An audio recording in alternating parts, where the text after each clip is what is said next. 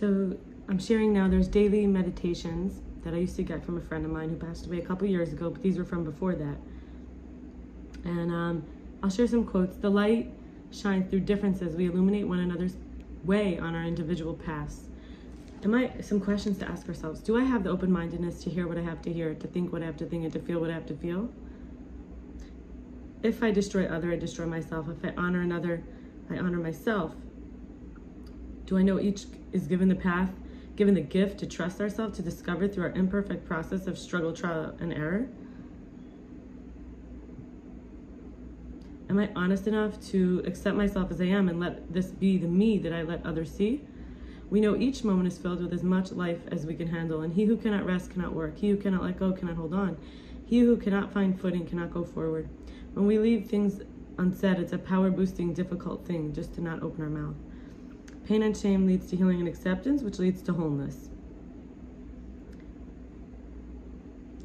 I was in a recovery meeting about how maybe sometimes we feel we're supposed to change, but basically awareness of self-awareness is how our mind focuses.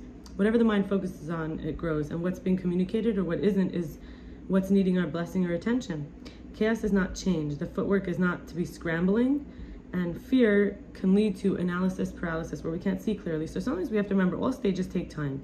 Letting it always be like early recovery, like ask yourself what's being said, am I really listening?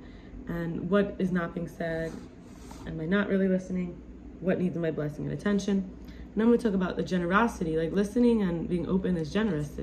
So giving power and approval and agreement for unity, for unification, for the sake of oneness, whether it's time or making effort or giving more importance to the other. We get to treat everyone like a gift for God, for our thoughts, asking permission before using something or taking when we give benefit of the doubt, whether it's just me and God involved, whether it's a hello or a friendly greeting, and giving space and time to breathing room, being interested in other stories and ideas and letting people have their tantrums, being a good hostess, making sure they're comfortable, helping with non-attachment to outcome, not interrupting, lots of privacy and dignity for all, giving and receiving unconditional love, sharing my consumables, not identifying them as make it or break it, and accepting others' apologies, gifts, attention, kind words when they have it to give, even when it's uncomfortable, going out of my way to provide for someone in need, and being free-flowing with gratitude.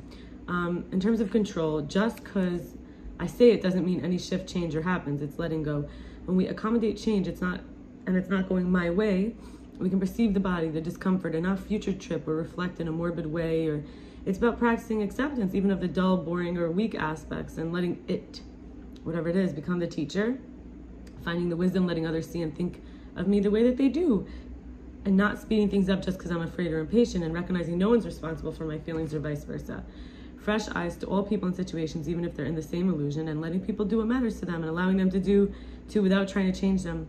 People flowing in and out, not in any one person, and receiving what's meant for me without rejecting or refusing or denying it, and not disempowering myself, being willing to depend on others, controlling myself from the treatment of bugs sometimes, like trusting the way that they come into reality instead of like murdering them.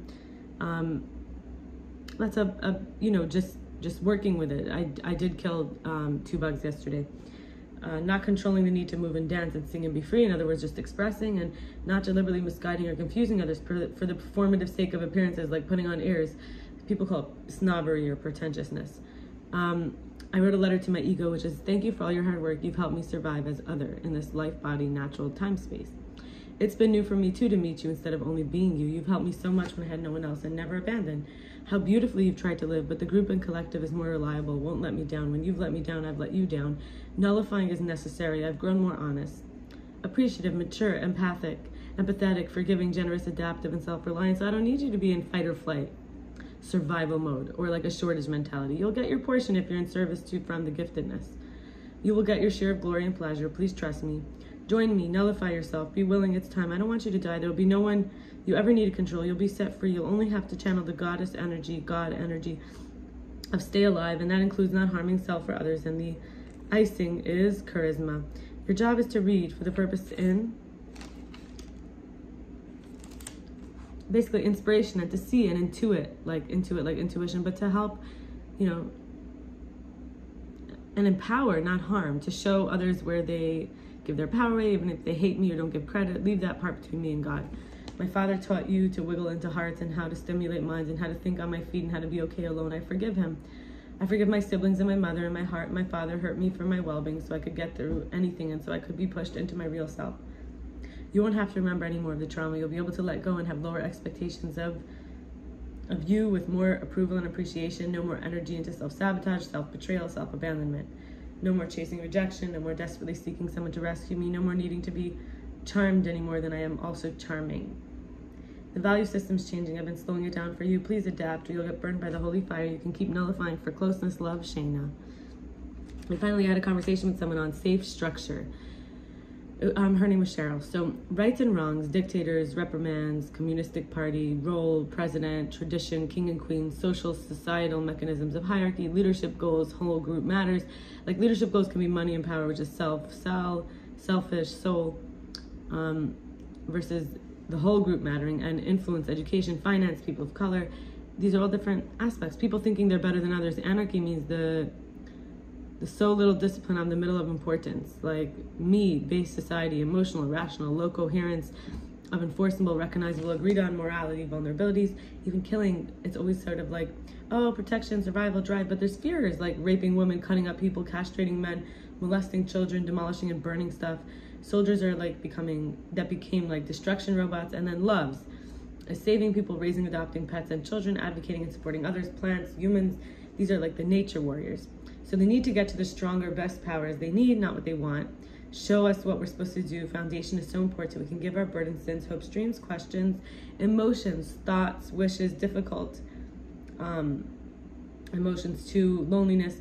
And we can take away what's bad and give me good. And that's our safest structure, is being reliant on the highest power, which is God.